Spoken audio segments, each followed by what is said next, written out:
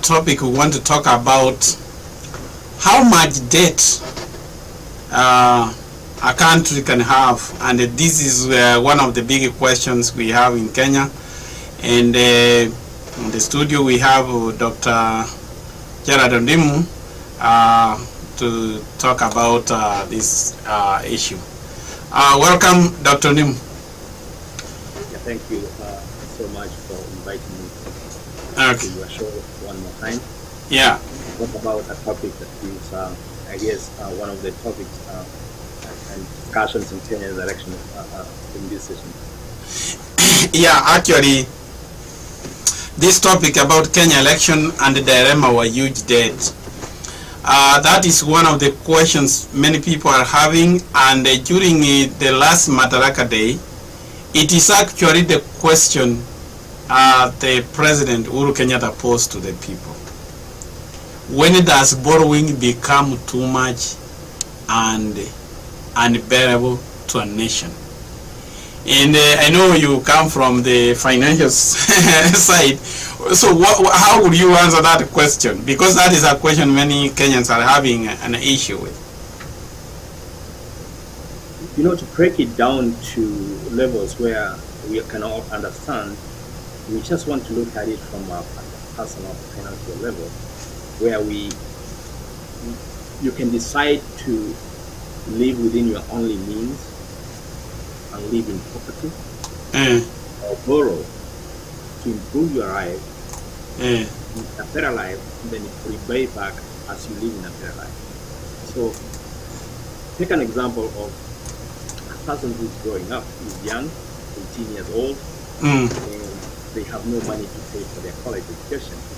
Yeah. So they can decide to take money, borrow from the future earnings, so that they can take an education. Your volume is really down. I don't know.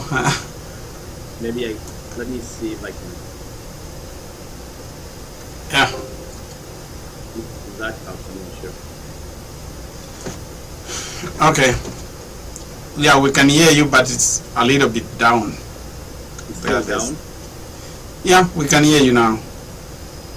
Or I can, let me see if I can use my speakerphones.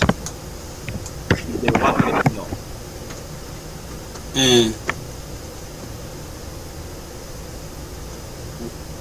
Will that work? That too loud? Okay. Is Hello? that too loud? It's not loud. Okay, you can talk. Can hear you. Yeah. So borrowing, borrowing is actually depending on why you are borrowing the money in the first place. And I was giving an example of a young person who has no money to pay for their education to get and gain skills. They can actually improve their lives after college so that they can get better income. For national debt, this is what the government borrow money to either build infrastructure or pay pensions, or invest to the future of our nation. And when you listen to the national government and give and look at the national level, for example, Kenya, where we borrow money not only to build the infrastructure, also pay salaries, and also invest in our higher institutions and invest in what we call human capital. So it's in this human capital and the infrastructure that will really improve the economy of the country to collect more taxes to pay back the money or the loans. The one thing that we need to know is when is borrowing more unbearable, and when can we stop saying that? So the best thing to do is to look at other countries that have been borrowing over the years. Take an example of the United States, for example. Yeah. The current national debt is at 137.9%. way higher than what Kenya has right now. And we know that the United States is the biggest economy in the world. Yes, and again, United States is not even number one in terms of national debt. Japan is at 257% of their GDP. Yeah. Greece is even worse. Italy is even worse. Kenya actually is not even the first tier of those that are having national debt crisis. Kenya isn't. Kenya isn't even the second tier. Kenya is actually in the third tier of those countries that are whose borrowing is less than 80% of the GDP. Yeah. The questions Kenyans should be asking is, when we borrow, where is this money going? Are we investing in the future, or are we investing in what? That's the question Kenyans should be asking. Yeah. In my opinion, it shouldn't be how much we invest in borrowing, but where are we investing the money we are borrowing? That's very true. Yeah, and that's a graph showing Kenya's government debt to GDP from 2012. You can see as it has been borrowing. Actually, we are now at 69%, which is actually lower than, as you said, in some of these major countries. Like now you see that is the top countries, as you say.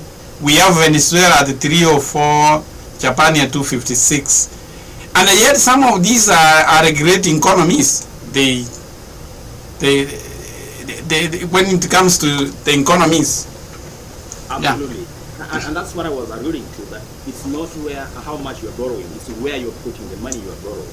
Exactly. The problem we have in Kenya is not really the debt. The problem we have is where we invest the money that we're borrowing. Yeah. Because we don't see that, it's not tangible, we don't see where we're investing. Because most countries, for example, the United States, when they are borrowing, and actually they borrow from Japan more than, incidentally they borrow more from Japan and China, which is actually having even more debt than we have. We are investing in human capital, and we are investing in infrastructure, which will be very, very, very valuable in the future. That's the irony of it all. It's a good question you are asking, and you need to explain to people. How can a country which is heavily indebted and then it also lends money? How does it work? So here is how it works. It's very complex. These economies that we are in is very complex. So Japan produces more than they can consume.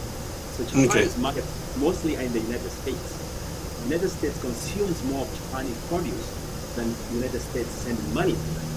So because of the money that we give to Japan in terms of the products we pay, Japan decides to say, you know what, we're going to invest our money that you're supposed to be giving us in the treasury bills. So then we earn more from that. So that's how come the United States has actually more debt to Japan than it is, and their GDP is very high. Yeah. GDP is very high. China, the same thing. Yeah. Americans consume more of Chinese products than Chinese consuming products from America. You know, we would understand that when hello? Yes. We have lost your voice again. I think this. Oh, did you lose me again? Okay, I can hear you now. But your volume is so down. I don't know whether it's a connection, because you keep going down. I'm worried about the voice. Yeah, the question I was asking, when you say the country has a lot of debt, like debt to GDP, so you would expect when you go to those countries, the countries will be very poor. People will be poor. Is that really true, that when they have a big debt, they are poor? You already know that the United States of America has almost 38% of their GDP. The debt ratio is very high. Actually, more than double what it is in Kenya. Yeah. When you walk down the streets of the United States, do you see more miserable people compared to Kenya? No. Absolutely not. So the question is, where does the money we borrow go? That's the question. Where that money goes really makes a big difference. In Kenya, we might borrow money, and when you borrow this money for infrastructure, does it actually go to infrastructure? The most recent, most current issue we have is, for example, the government of Kenya borrowed 20-some billion Kenya shillings for Marwar and Arar dams. Were those dams built? That's the question. Were those dams built?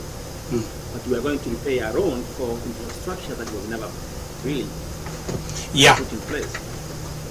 So that's a question, by the way. Where does the money go when we borrow it? Is, for example, if you're a student and you're going to college, you borrow money, but instead of paying tuition and you complete your education, you take that money and invest it elsewhere. You consume it.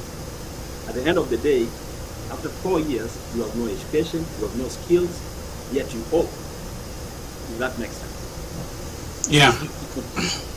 So that's a big difference between the economies that invest their borrowed money and economies that borrow and never invest where they intend to have it invested. Yeah. You're struggling to hear me.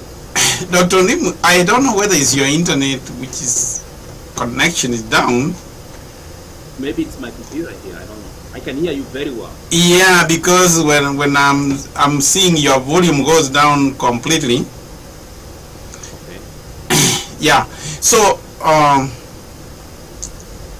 basically, like, see, let's take an example of Kenya.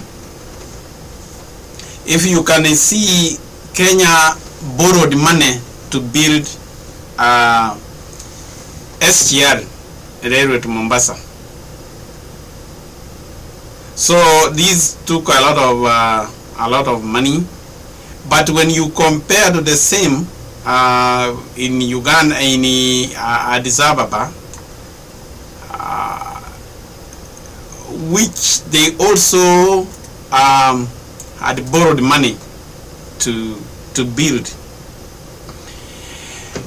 They built 756 kilometers with a price of 2.8 billion. But Kenya, which had only 600 miles, took 3.8 billion. Then that's where now when you compare, you find like we did not really have value for our money. Yes, and that's what I brought up in the first place. We borrow so much money, and that money never goes to the intended purpose. Yeah. Some of it went into some people's, I don't know, private investment or private hands, and that makes a big difference. You borrow money, and that analogy I just gave there of a student borrowing student loans, and they take the money, they don't get the skills, yet they end up in debt, and their earnings are so low. So in that case, what we should be talking about in the Kenyan national elections is not about borrowing. What we should talk about is where is the money we are borrowing going. Yeah. That should be the national conversation. That should be the... I don't ascribe to Professor Watakoya's philosophy, but I do understand why he is very anxious and putting forward that we should hang those that are actually stealing from the public. Because actually, technically, they are killing so many millions of Kenyans. They are putting so many millions of Kenyans in poverty. Yeah.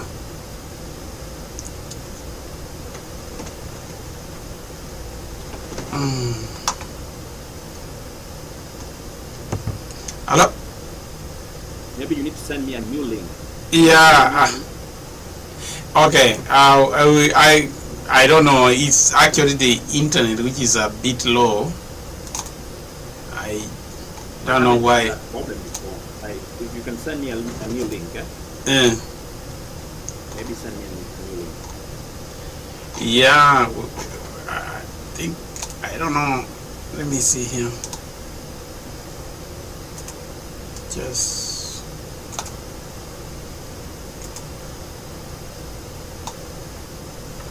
Okay.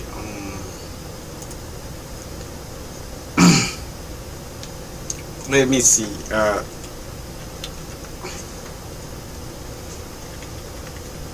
Just a minute here.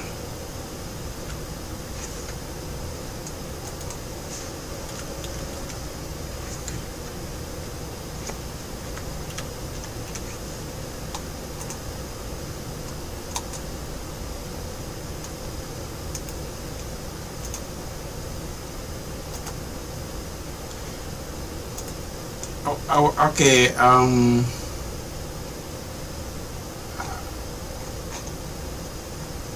I would want you to try that one. Okay.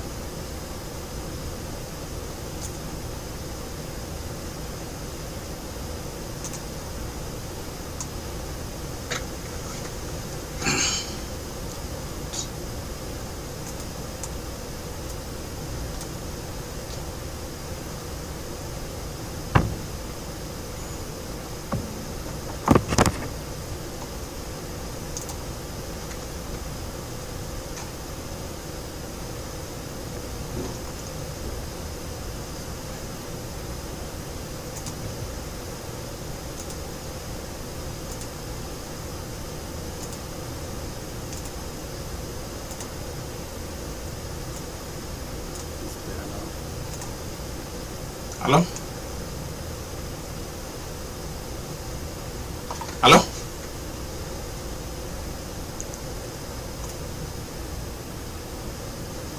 Hello? Hello? Hello? Can you hear me? No?